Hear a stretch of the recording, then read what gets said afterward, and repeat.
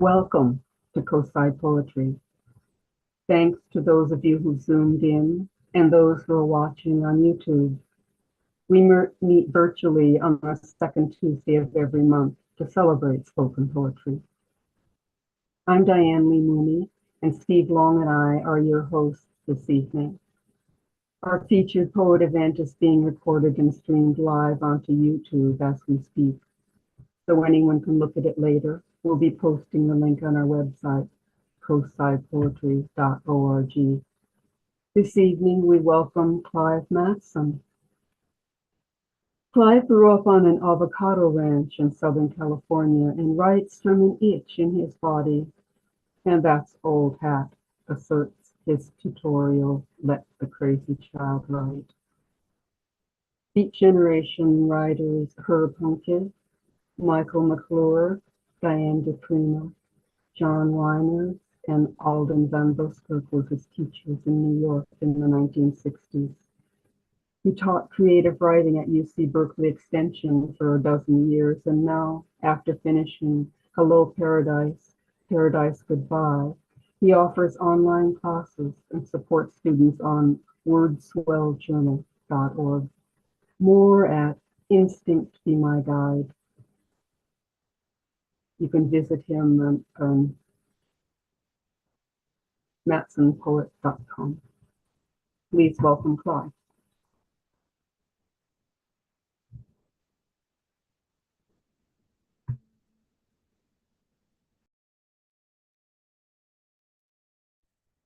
Thank you. So Diane, thank you for the introduction. Do you, is there a in-person part of this reading, or are we 100% online? We're online.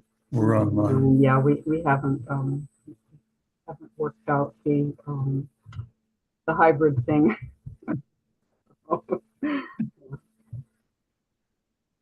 How many different ways are we going to devise to do this? But it comes down to each one of us, or one person at a time, speaking through our bodies and out our mouths. So I'm happy to announce that the book that I worked on for 10 years, let's see if I can get this in focus, is out. And they did a beautiful cover. Let's see, maybe if I put it right where my face is, there we go. And you can probably see that's a picture of the earth encased in a picture of a seascape with old boats behind it. And when I sent the publisher the manuscript, they wrote back in 2 days and said, "Can we do the cover?" And, stupid question. I said, "Of course." And it came in 2 days, and it's just utterly gorgeous cover. They've somehow got the modern world and the ancient world in that one graphic. And one happy thing about this book is that we read the whole thing before I sent it in, 1 month at a time, at the Alameda Island Poets venue in Alameda. And we had people read various parts. It's 300 pages long. And we had a cellist work with some of the people. And when but nothing's there, just me.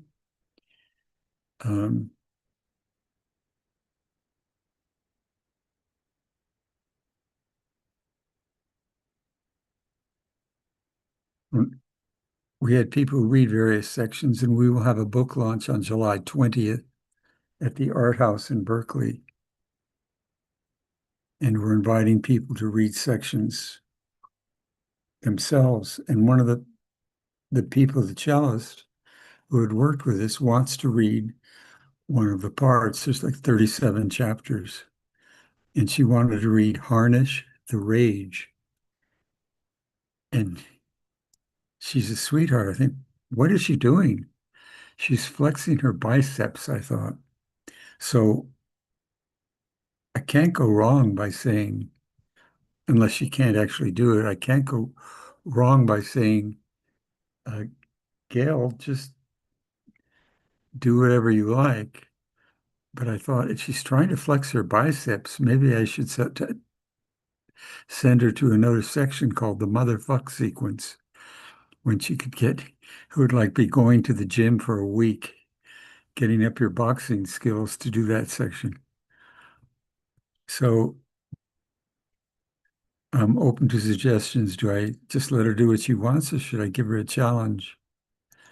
Or I could give her the challenge and let her do what she wants. See what happens there.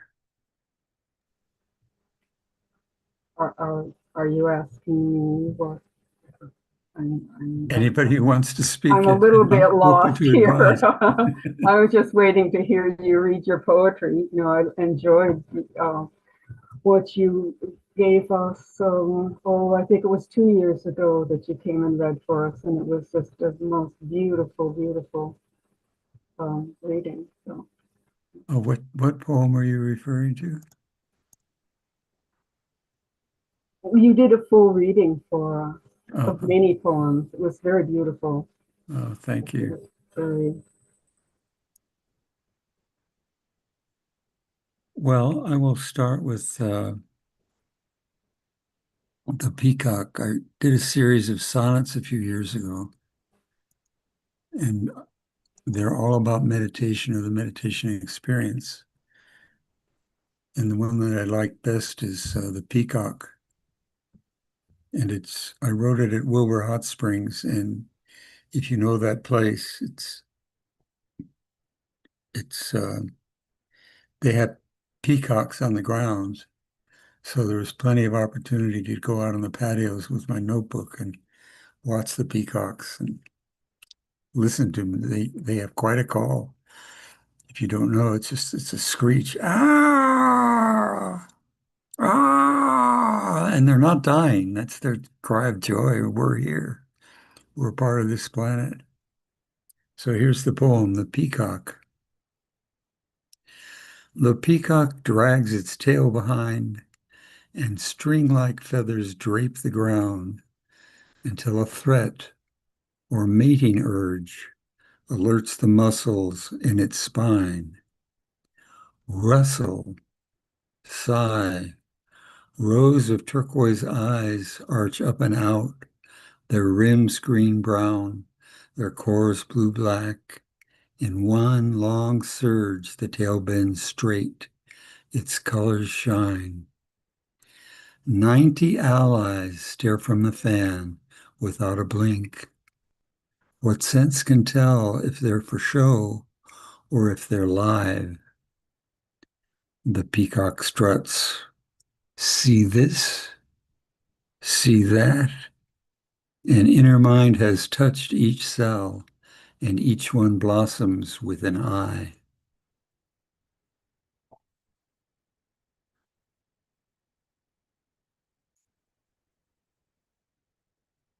Here's one of the ones that I learned a lot doing the sonnets, just the feel of the language, uh, trying to find a natural language that fits the form of the sonnet.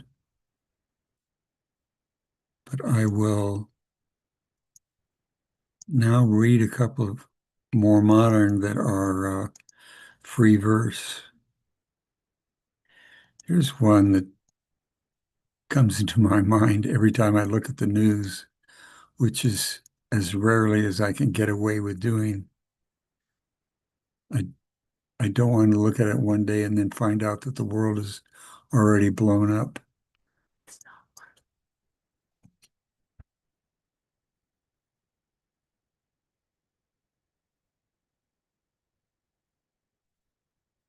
Walking to the polling place.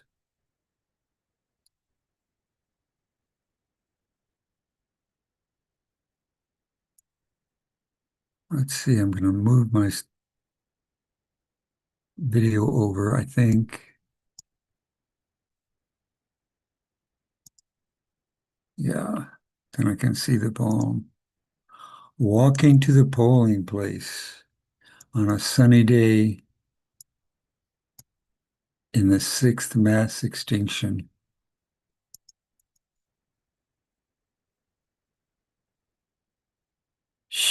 Single steel leaves, precisely molded, decorate benches along the walkway. Half of them missing. In the side yard, the lemon tree and datura with broad, flat leaves shake in the breeze. No rain today. Yells and happy screeches from the courtyard. Kids playing hockey, kickball, tag, and race around the plaza. Voters line up in the building way down the hall. A woman exits her booth, eyes downcast and grayish aura. I voted sticker on her lapel, red, white, and blue. Changed my registration so my vote could matter. Fill out forms, ponder my choices. 1 corporation, 2 corporations, 3 corporations, 4. 1 war, 2 wars, 3 wars, more. Shake my head, shake out that meme. Better tear things up, probably, and start over.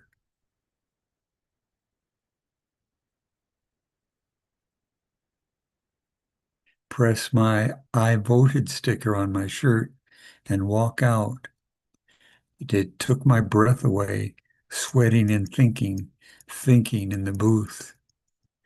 Trip on steps to the courtyard, catch myself, almost fell on my face smack dab into the hockey scrimmage. It's a dangerous game, says the schoolyard lady. Homeless guy out front sleeps on a patch of lawn. Brown stained paper scattered around. No clue what he feels. And no assurance my vote will be counted. The day's message, way past time to get it right. Take a loose, deep breath and straighten my shoulders. Walk home from the polling place on a sunny day in the 6th mass extinction.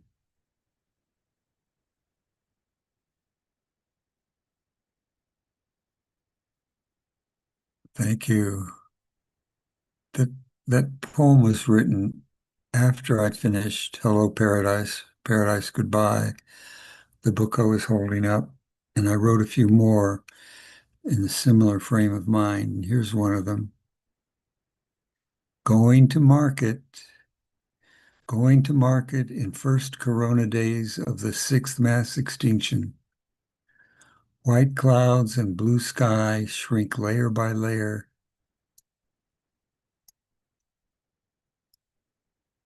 To far horizons. Side effect of the virus. Clean air and minor sound. No particulates and no dioxides from idle machines. Walker approaches. Danger, danger. Elastic bubbles project around from front to 6 feet, avoiding collisions, muggings, macking, smallpox, and now trillions of colorful little spiked balls, maybe emanating from you, maybe emanating from me.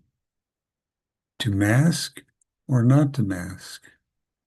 Open the market door using wrestler techniques. Turn sideways, elbow out, hook door handle.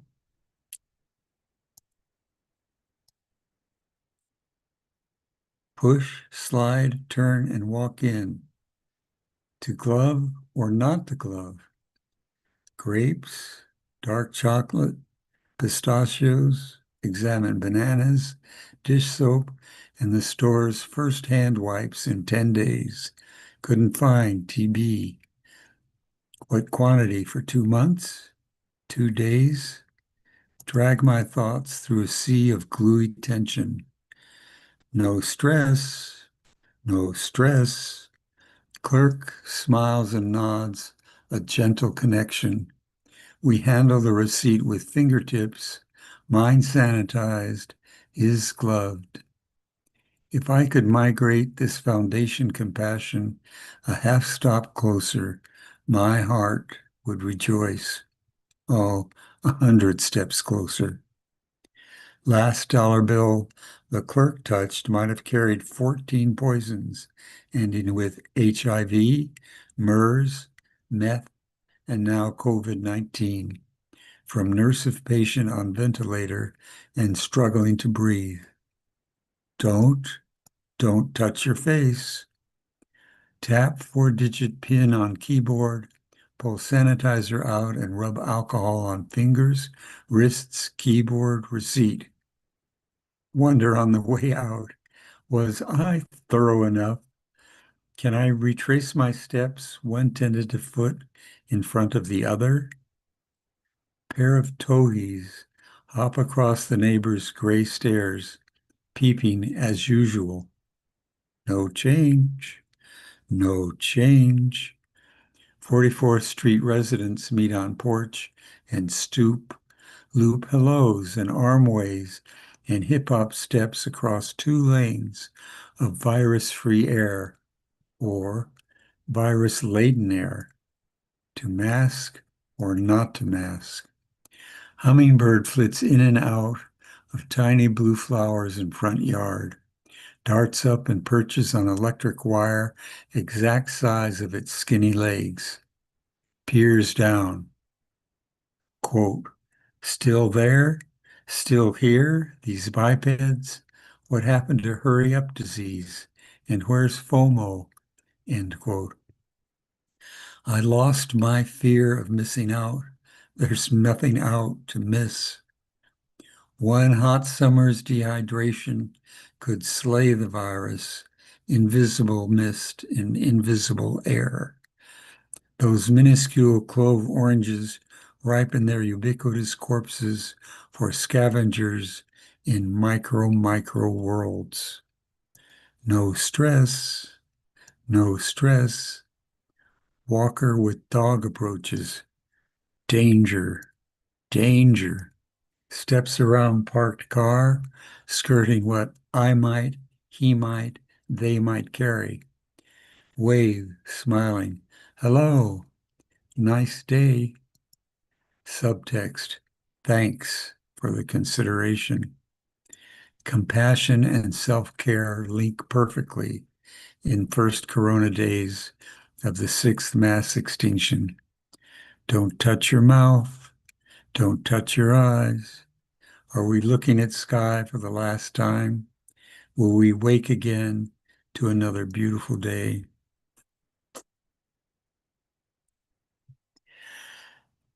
Remember what the media did with the virus at first? I don't know if they're still doing it. They showed these little like ping pong balls with little colorful spikes sticking out all around, or like clothes turned point in and base out. And they look kind of cute. And then we saw a photomicrograph of what the virus looks like. And it's just this kind of flat blob, and it's gray. There's no glamour in that virus. Well, I guess that's a good thing. I'm not sure, but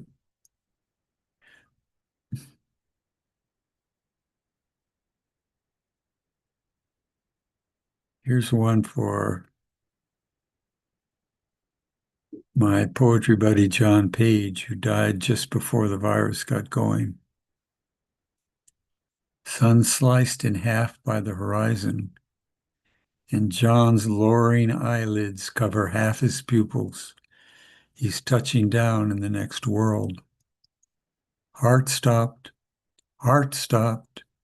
Quote, who wouldn't want this? End quote, proclaims the medic and thumps John's chest, reviving him a 3rd time. Then a 4th, a 5th, against his health directive. John approaches this the same way he gets out of bed, one leg at a time. Rises to the physical challenge, a gymnast with optimism. Not optimism for the outcome, optimism for full access to his abilities. Tool belt on the wall, hammer, nail gun, bar, screwdriver, and down into shadows where hidden powers live. John struggles taking another breath. No wind blows in the garden. No stars are out. The next world rearranges islands for the night. John's head sinks to his chest. He swivels his eyes around, looks up and recognizes his partner. It was heaven there with you, he says, in the sixth mass extinction. His face spreads into a wide smile. Hanging by a thread, and the thread unravels. Light dims through slanted shades. The sun's other half sinks into the sea. Goodbye, John, goodbye. See you soon, maybe. I'm following close behind.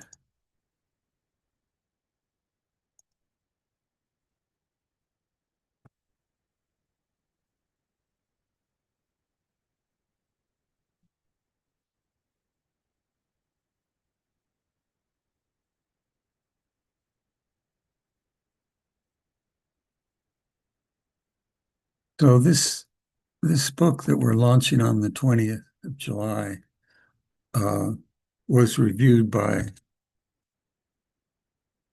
uh, Jonah Ratcliffe, who was a weatherman, who's now teaching at Sonoma State. I missed becoming a weatherman in New York by about 3 finger widths, but I admired anyone who made the commitment that he did. You all know who the weathermen are. I see nods all around. They were taken from Dylan's beautiful line. You don't have to be a weatherman to know which way the wind blows. That's if we're just awake. We know which way the political wind is blowing, and it's at a gale now. And so the weathermen picked their name from Dylan's line. It went the reverse, but that was so brilliant. Everybody knows the Dylan line, and that was such a good brand for a radical political group that's trying to stay underground, or was. I don't know what they're doing right now. And it's publicity into the historic future, who those guys are. Anyway, he said something. He reviewed this book and something that he said something like, few poets write about the downfall of our world with such exuberance. And I thought, did he just not get it, or did he really get it? I haven't quite decided, but it sounds a little like I was part of the climate change that's destroying our world, or the social change that are getting eroded right along with it, and the political winds. And I don't think I had anything to do with any of it. But then again, we all have something to do with all of it. So maybe that's a just description. But I'll read a section from the book uh, after that radical introduction, and also letting you know that there's a section called the motherfuck sequence. This one's about a potato chip. Light embraces everything, everywhere the same. Into the market for a potato chip. 40 flavors in one cabinet, 50 the next. In the aisle, 450. Ice cream, same count water, milk, wine, double the count. Butter, vitamins, power bars, 450, and one chip speaks to you, another to me, nifty. Profusion, confusion, illusion, contusion, one tinge, infused turmeric, saline blue, perfect for the individual, perfect for me, for you, no waste. Multinationals tuned to your special taste. Feedback looping AI's algorithms, slip colors and shapes under your skin, Each unique glow stimulates the high-low dopamine circuit running the show. Choices avalanche, a catastrophe of choices, bury the sovereign need to choose your own life completely, freely. Made a mistake, kissed a snake. How many doctors will it take? Feed me taste so I won't grok my own.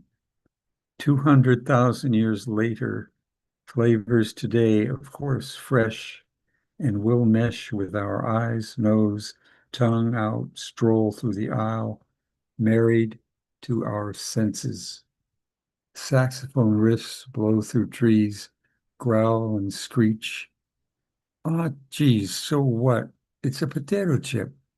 One salty, tasty tidbit of capitalism, one splotch on the big table. Don't trip. Slippery slope, ably greased with jism. Someone else's jism.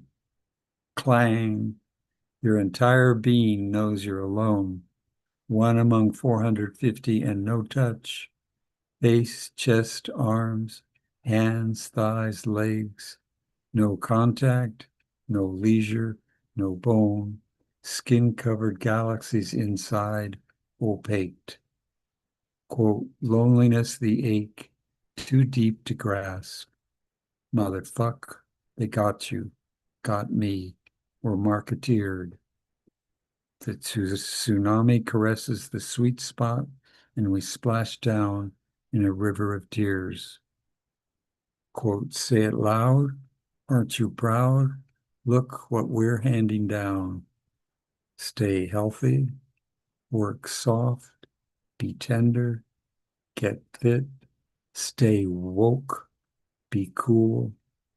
Sparkling clear TV screens rotate on wheels, behind wheels, beyond wheels, before wheels, actors, singers, spinning, waving, caressing gently your fragile, sensitive wrinkles, each one more intimate, and which one will reveal how to be more beautifully yourself. The rich, the healthy, the happy, realized people doing exactly what they want, so you can too. A siren song calling up your tender G-spot place. A smiling, sly, exquisite face proffers one secret desire. Yours, mine. Every such spirit is terrifying. Ein jeder Angel ist schrecklich. Feedback looping AI runs the high-low dopamine circuit, running the show, designing products to fit your face. Feed me. Feed me tastes so I won't grok my own. Through cracks in the mirror, you hear the undertone whisper, "Ah, cool it, honey. Soon you'll feel better. Just zone out and give them your money." Tears stream down your cheeks and you laugh. Laugh. They're acting, dude. They're paid to look like that, so you will try that look. Why? Why do you feel you're a marketing experiment? Because you are a marketing experiment. Turn around and I'm next, marketeered. Happy-go-lucky, singing a song. How could we go so terribly wrong? In one geologic instant, everything gelled. 13.8 billion years from the Big Bang, and we learned how psychology works. We learned how to sell. Take it to the banks, marketers, who would have figured it out without your help, Freud, but thanks. Sexy in the unconscious drives the culture. Say it loud. Aren't you proud? Look what we're handing down. Ably greased with jizz, someone else's jizz. Peril in the garden in peril. Hello, paradise.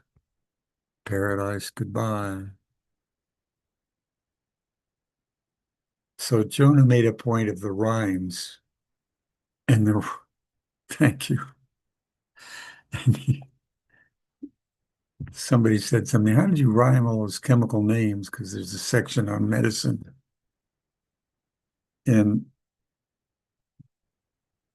I started this poem in 2015 when I was backpacking in a favorite part of the Southern Sierra called Dinky Lakes. And the lakes had slime around the edges, or scum around the edges. And a lot of the trees are diseased or dying. And in the distance, there was smoke from a fire.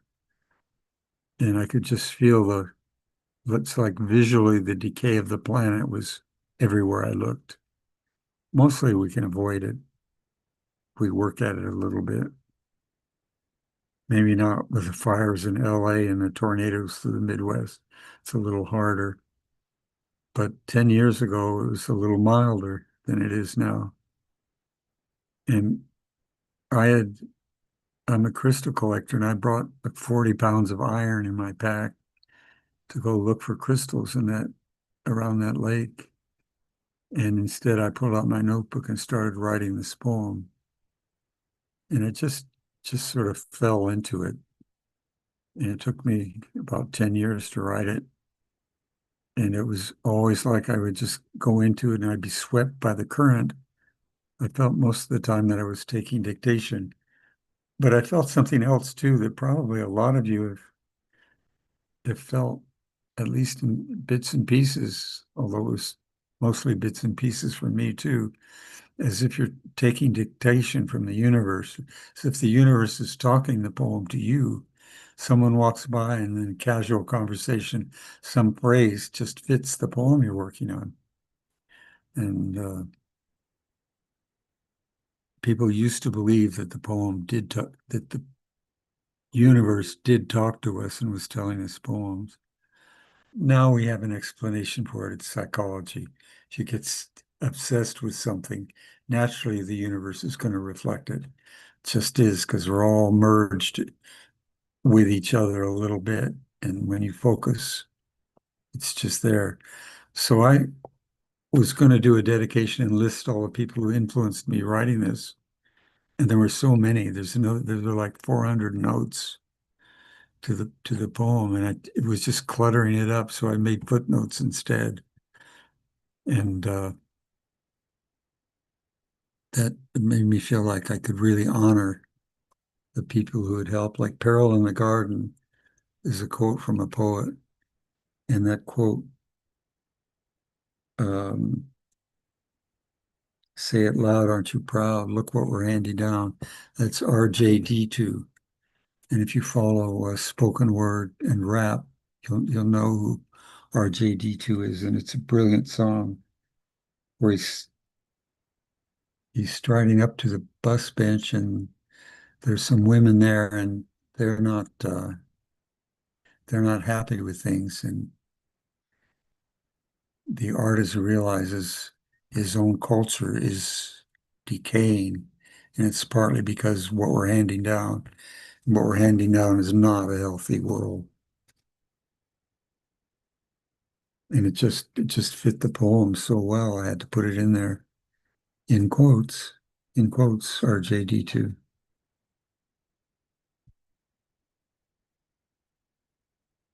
Oh yeah, and I had a correspondence with the reviewer who mentioned the rhymes, and they're not happy rhymes. And I thought of one of my basketball buddies asked me, he said, why do you like your partner so much? And I said, well,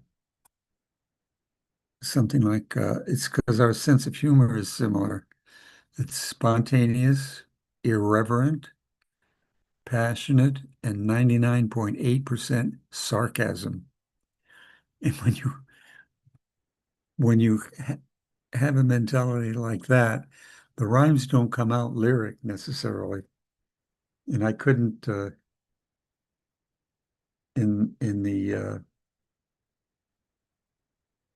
my correspondence with him, I couldn't remember spontaneously one of the rhymes, but it's like rhyming song with wrong. There's one, but the only thing I could remember is a line that had some half rhymes in it, which was that line about they're paid to look like that, so you will try that look. It's technically not a rhyme, there's an internal rhyme there.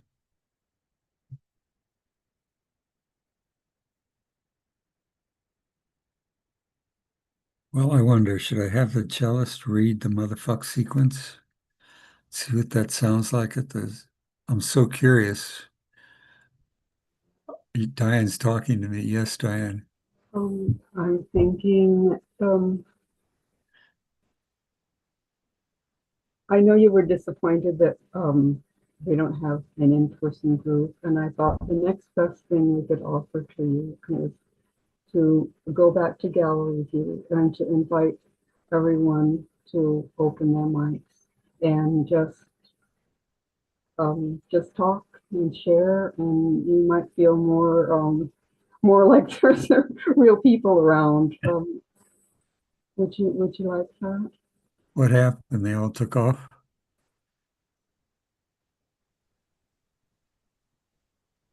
No, we're all here.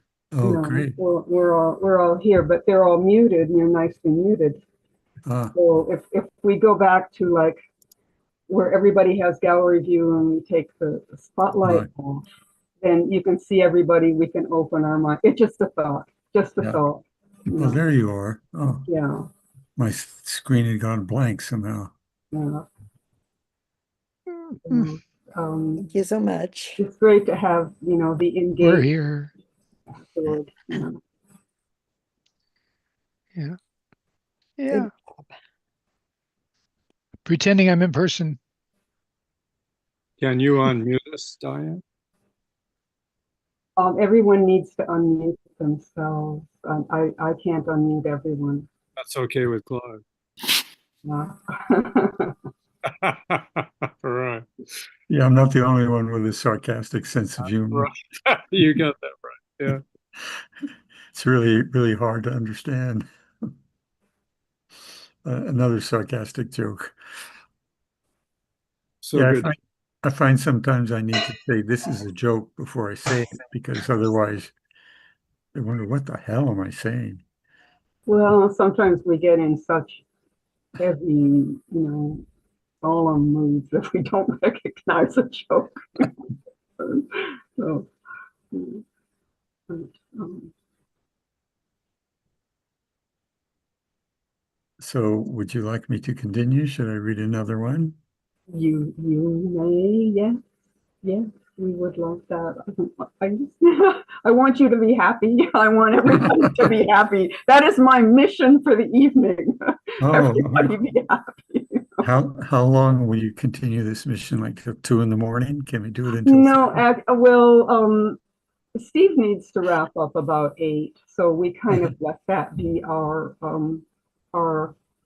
soft end point, Okay. And since we've already had our open mic, then Well, I can change the if pace. you like.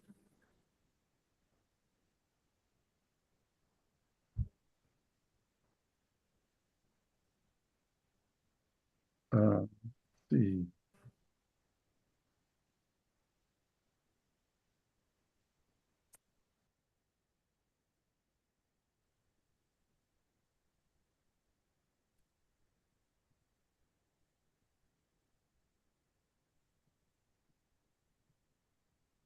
So I'll close with a couple of love poems from many years ago. This is, and I was calling them Song 13, and they're written from a woman's perspective. And I thought I'd never show them to anyone because that seems very incorrect politically to do that. And then somewhere along the line, I realized that it was putting me in touch with a self that I often hide. And it was probably good for me to do that. So here's one called Song 13. And the name of the character is chalcedony, which is a mineral name. It's agate is one of the chalcedonies, and it's quite beautiful. You think I'm writing this? You think I'm writing this, and I think you are?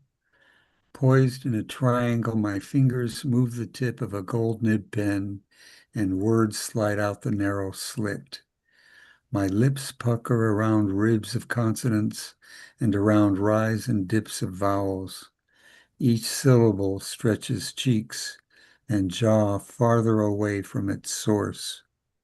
Where is that fertile zone? Where do these words come from? Not from my tongue, not from your wrinkly hold. When your muscular fish come in my harbor and words emerge, mouth to tail and tail to mouth, do they stream up from ocean depths? From black smokers turn dark opal, amalgams of earth, air, and fire? Have they zoomed up my spine and enter skull, where their gossamer threads spawn consciousness and slap my face? Ooze onto my tongue and I spit them out, laughing and drooling. Our phonetics warm to melting, and you simmered thick, short spaghetti al dente, and I spin back and forth a marionette, spurting tumbled up polygonal words, and lips sputter, form slosh syllables that hinge and come jostling out, wet as lizard tails and morning roses. The world slows and unfolds words, syllables in our ears with a heron's leisurely strokes. Can you feel them? Do sierra-edged wings push a warm updraft through your unmeshed rustling? Does your unsteady eye flicker with blue feathers? This broad-winged bird soars out of one chamber in a huge nautilus that opens at high altitude. Oak leaves over a pond percuss in the wind. Two dogs, one barking, one sitting alert in the grass.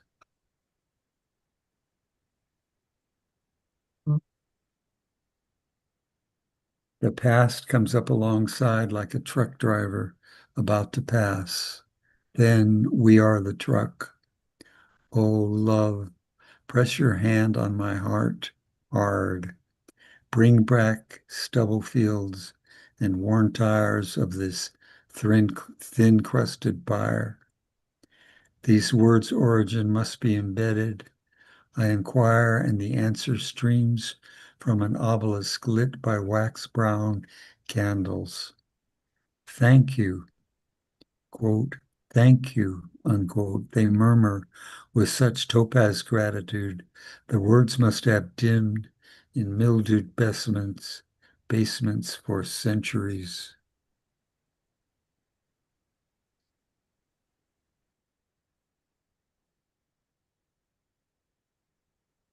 Thank you. And I'll end with Song 12, You Don't Know How Much You're Loved. You don't know how much you're loved. You don't know how every cell stokes this fire and pours out slow heat. How my thoughts round the corners of yours. How without thinking these mouth muscles shape your words with you. You don't know how much you're loved. That hummingbird poised at its hydrangea, flirting curiously. The cat at your feet, how it follows your leg's motion and times its leap into your lap. I look through their eyes, see with their hearts. I sneak spies on invisible paws into feathery currents. My soul infiltrates the air along dirt tracks and under rooftops and through doorway cracks. Am I jealous of your pen in hand? Jealous of your salad pine nuts and jalapeno chicken? That cumin spice and nutty flavor I've savored already with my raptor tongue. I level the crunch with my teeth. I stretch so much, I sense how your fingers grasp the fork and how steel caresses your fingers. You don't know how much you're loved. Do hinges know how much they're loved by the door? Does the wall know how much it's adored by rafters? If sky didn't have earth, it would be atoms scattered through space. I wake and warm to your recent words, match their temperature and step buoyant to the window. My reply goes out through the pane. Cool zephyrs wind around trucks and sooted buildings and greet you. Hello, how are you? Hello, I'm here. You don't know how much I love you. This parallel frosting, this goopy vibration would be too much if you did. These eyes looking into your air pedestal from all sides, far too much. Turn down the volume, slow the telepathic flood. No way.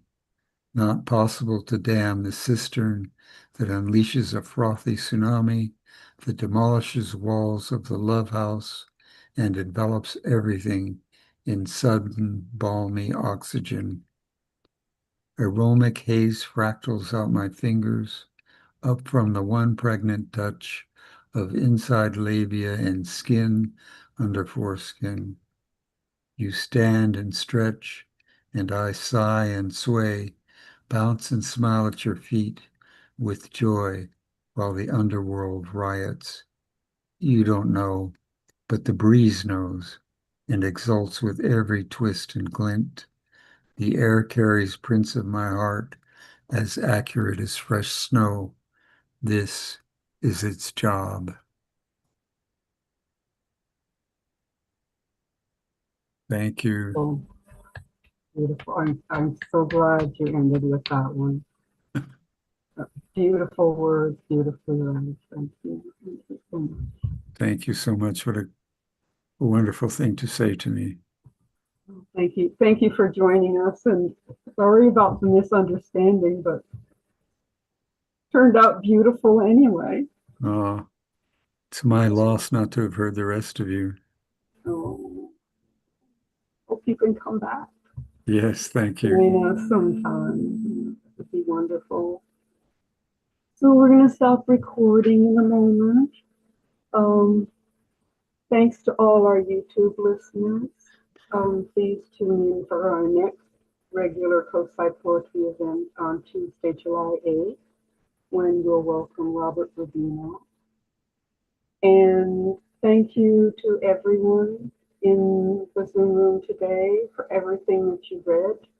And just a wonderful, wonderful collection of poems, beautifully delivered, heart delivered. Thank you so much. Thanks for joining us and for helping to keep the lamps of poetry burning.